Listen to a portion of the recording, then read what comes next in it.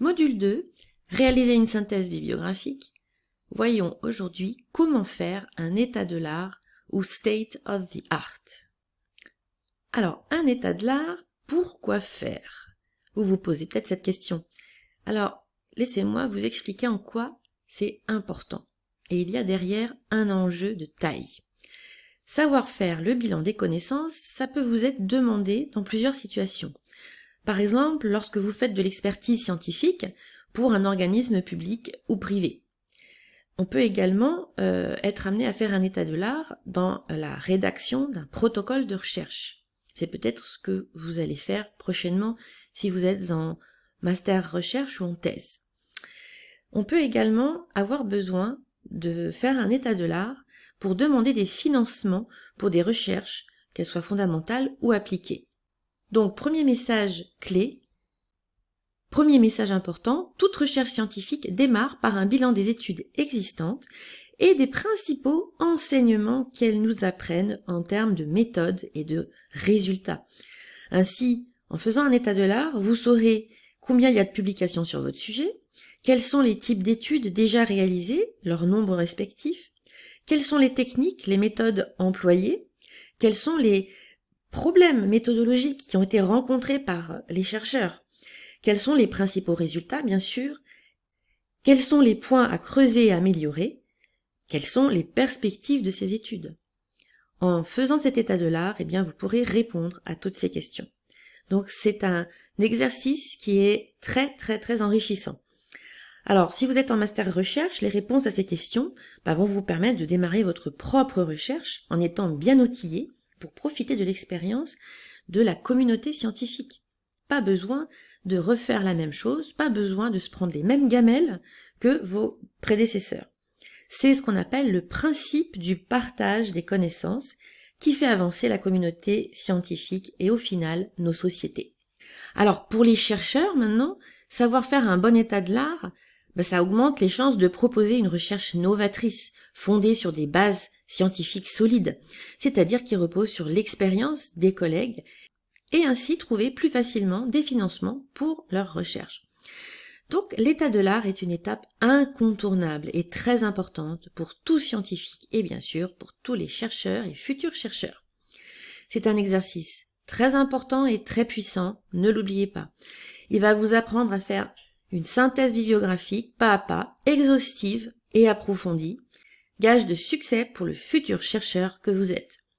Alors la technique que je vous montre ici m'a été transmise directement par ma directrice de thèse, une scientifique et chercheuse de renom, totalement hors norme, à qui je dois tout ce que j'ai appris. C'est elle qui m'a fait naître à la recherche et à l'enseignement. C'est mon mentor quoi, si vous préférez. Cette technique a fait ses preuves et elle fait des merveilles. Alors, ce n'est pas la peine de réinventer le fil à couper le beurre, il suffit juste de faire un copier-coller.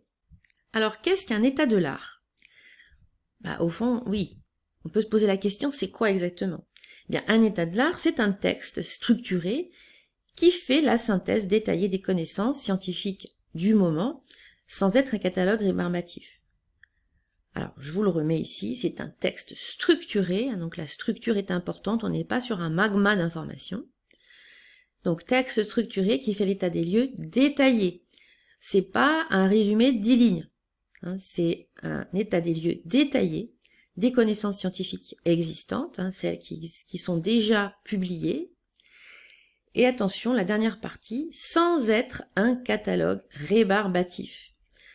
Pourquoi est-ce que je mets ça? Eh bien parce que la plupart du temps, les étudiants, les chercheurs, les scientifiques font un catalogue des études de façon linéaire et finalement on a beaucoup de mal à faire le point, à prendre du recul et à en extraire finalement l'essentiel. Alors bien sûr, à ce stade, vous devez vous dire « Oh là là, ça a l'air hyper compliqué ce truc-là, je vais jamais y arriver. » Donc détrompez-vous, je vais maintenant vous montrer comment on fait un état de l'art qui déchire. Et pour cela, je vais vous expliquer ce que c'est que la méthode du tableau. Je l'ai appelé comme ça, c'est moi qui l'ai baptisé comme ça, mais je trouve que ce titre est assez parlant et vous allez tout de suite comprendre pourquoi. Je trouve que ce titre est parlant et vous allez tout de suite comprendre pourquoi. Alors, cette méthode du tableau comprend globalement 6 étapes. La première étape, définissez les contours de votre état de l'art. Deuxième étape, sélectionnez les études à analyser par la méthode du tableau. Troisième étape, classez les études sélectionnées. Quatrième étape, définissez le contenu des colonnes de votre tableau. Ensuite, bien sûr, remplissez votre tableau, c'est la partie, on va dire, la plus longue. Sixième étape, rédigez votre synthèse à l'aide de votre tableau. Alors, je vous propose de voir maintenant ces différentes étapes successives. Je vous donne ici la feuille de route très concrète par où il faut passer pour réaliser ce tableau et réaliser donc une superbe synthèse bibliographique. Alors voyons d'abord la première étape qui est l'étape importante de définition des contours de votre état de l'art. Alors la méthode du tableau doit être appliquée uniquement pour la question scientifique précise à laquelle vous vous intéressez. Donc une question scientifique requiert un tableau. Si dans votre recherche vous avez plusieurs questions scientifiques, eh bien il va falloir faire un tableau pour chacune de vos questions scientifiques. Alors cette étape, elle est très importante et c'est elle qui va également définir le nombre d'articles que vous allez devoir éplucher, si j'ose dire, donc lire de façon approfondie. Donc il ne faut pas non plus que vous soyez complètement soit submergé par le nombre d'articles, soit au contraire qu'il n'y ait aucun article. Donc je vous donne quelques repères. Pour un Master 1 en général, on attend à peu près 10-12 articles maxi. Pour un Master 2, plutôt 15 à 20, voire un peu plus, ça peut aller jusqu'à 30 articles pour un Master 2. Au-delà, ça risque d'être compliqué à réaliser dans le temps qui vous est imparti, et vraisemblablement qu'il existe déjà une synthèse bibliographique ou review qui a été publiée sur le sujet. Donc avant de faire votre état de l'art, vérifiez qu'il n'y a pas déjà quelqu'un qui l'a fait et publié. Alors en général, ce n'est pas le cas, puisque les sujets qu'on donne aux étudiants et d'une manière générale, les états de l'art qu'on a à faire, c'est parce que justement il y a des gaps, des trous dans les connaissances et il a donc besoin de faire d'autres études. Donc vraisemblablement qu'il n'y a pas énormément d'études sur le sujet. Alors je vous donne ici un exemple de questions scientifiques. Dans mon domaine de recherche, c'est quel est l'impact de l'exposition prénatale aux phtalates atmosphériques dans la survenue d'un cancer hormonodépendant à l'âge adulte. Alors, je vous ferai remarquer que c'est pas juste étudier l'exposition prénatale aux phtalates et les cancers. J'ai ici une question scientifique très précise. Et donc, si je dois traiter ce type de revue de la littérature ou état de l'art, eh bien, je vais structurer cette revue de la littérature en parlant brièvement dans un chapitre de la grossesse et de la vulnérabilité particulière du fœtus pendant cette période de gestation. Puis, je ferai un paragraphe sur le bilan des connaissances sur les phtalates, qu'est-ce que c'est, d'où ça vient, à quoi ça sert, où est-ce qu'on en trouve, et surtout dans quel compartiment environnemental on va le retrouver. Donc là, ce qui m'intéresse, c'est les phtalates atmosphériques. Et puis ensuite, je ferai un point sur les connaissances actuelles concernant les cancers hormonodépendants, qui sont donc une catégorie bien précise de cancers. Et ensuite, le cœur de ma question va concerner spécifiquement les liens entre ces phtalates atmosphériques et ces cancers hormonodépendants. Et donc, c'est sur cette question précise que je vais appliquer la méthode du tableau.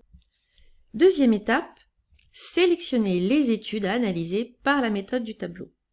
Donc une fois que les contours de votre état de l'art sont définis, eh bien vous allez démarrer votre recherche bibliographique en interrogeant les différents moteurs de recherche dont je vous ai parlé dans une précédente vidéo. Et vous allez ainsi sélectionner les articles traitant de votre sujet spécifique. Alors autant en général on n'est pas très exigeant sur l'exhaustivité, autant dans un état de l'art, eh bien on va viser l'exhaustivité. Alors bien sûr c'est un objectif, c'est un idéal, on ne peut jamais être sûr à 100% qu'on est exhaustif, mais en tout cas on peut être quasi exhaustif, en tout cas s'approcher de cette exhaustivité, et ça demande du travail, puisqu'il faut bien interroger les moteurs de recherche et avoir acquis ce savoir-faire pour extraire l'ensemble des connaissances scientifiques du moment. Alors, dans mon exemple, eh bien, ce serait de chercher sur les moteurs de recherche l'ensemble des articles originaux chez l'homme qui explorent le lien entre exposition aux phtalates durant la grossesse et cancer. Alors, il se peut également que votre recherche soit déjà, on va dire, en tout cas le thème de votre recherche soit déjà pas mal étudié, et dans ce cas-là, eh bien, vous aurez peut-être déjà des articles de synthèse qui ont déjà été publiés. Donc dans ce cas, votre synthèse bibliographique va être un petit peu simplifiée. Il faudra reprendre les informations qui sont dans les articles de synthèse, dans le ou les articles de synthèse que vous aurez trouvés, et compléter votre état de l'art avec les articles originaux qui ont été publiés depuis. Puisque les articles de synthèse ne sont que le reflet des connaissances existantes au moment de la publication. Et donc, si votre article a été publié en 2015, eh bien, il y a fort à parier qu'il y a d'autres articles originaux qui ont été publiés depuis, et donc il va falloir aller chercher ces articles-là pour avoir l'exhaustivité. Alors, vous pouvez également vous retrouver dans un autre cas de figure. Par exemple, ça arrive que vous ne trouviez aucun article original sur votre thème. Alors ça peut arriver quand vous êtes sur une recherche très novatrice, hors des sentiers battus, personne ne s'y est encore intéressé, et donc vous n'avez pas de publication sur laquelle vous reposez pour faire le bilan. Donc dans ces cas-là, il peut être utile de déplacer légèrement votre curseur vers un sujet qui est proche. Alors par exemple, dans mon sujet, ce serait de faire le point sur les articles originaux qui explorent le lien entre exposition aux phtalates durant la grossesse et le cancer, mais chez l'animal par exemple. Là, on n'est pas tout à fait dans le sujet, mais c'est quand même un sujet connexe qui peut également être très intéressant à travailler et à en faire la synthèse. Alors, bien sûr, ceci est à discuter avec votre directeur de mémoire ou votre directeur de thèse. Alors, j'aimerais maintenant juste ouvrir une petite parenthèse sur ce travail de recherche bibliographique que vous devez faire pour atteindre l'exhaustivité. En fait, cette exhaustivité, vous n'allez pas l'atteindre du premier coup, et ça va se faire certainement en plusieurs essais, et c'est ce que moi j'appelle la recherche bibliographique itérative. Et si on fait la corrélation entre le nombre d'articles que vous allez retrouver et votre niveau d'expertise, eh bien ça va donner quelque chose comme ça, regardez.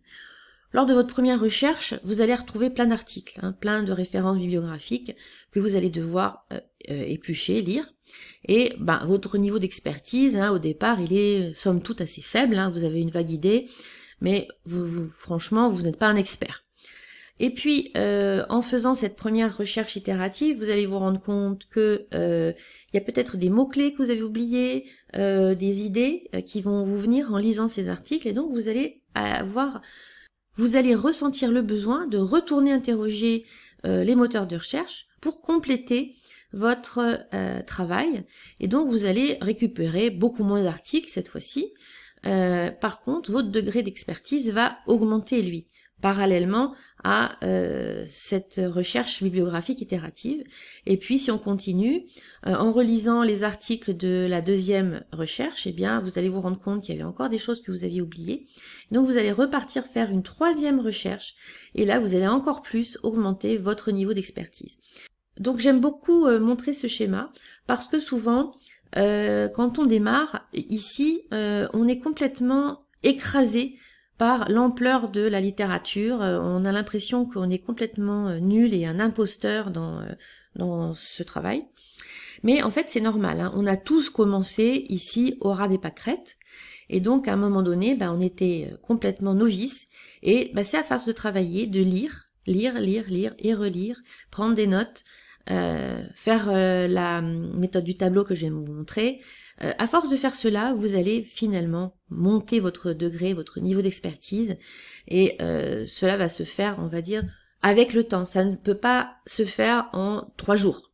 Donc c'est pour ça que faire une synthèse de la littérature, un état de l'art, ça ne s'improvise pas, ça se fait pas en quelques jours, ni même 2-3 semaines. il faut vraiment vous laisser le temps d'intégrer toute cette connaissance. Donc surtout ne vous découragez pas, en particulier au début.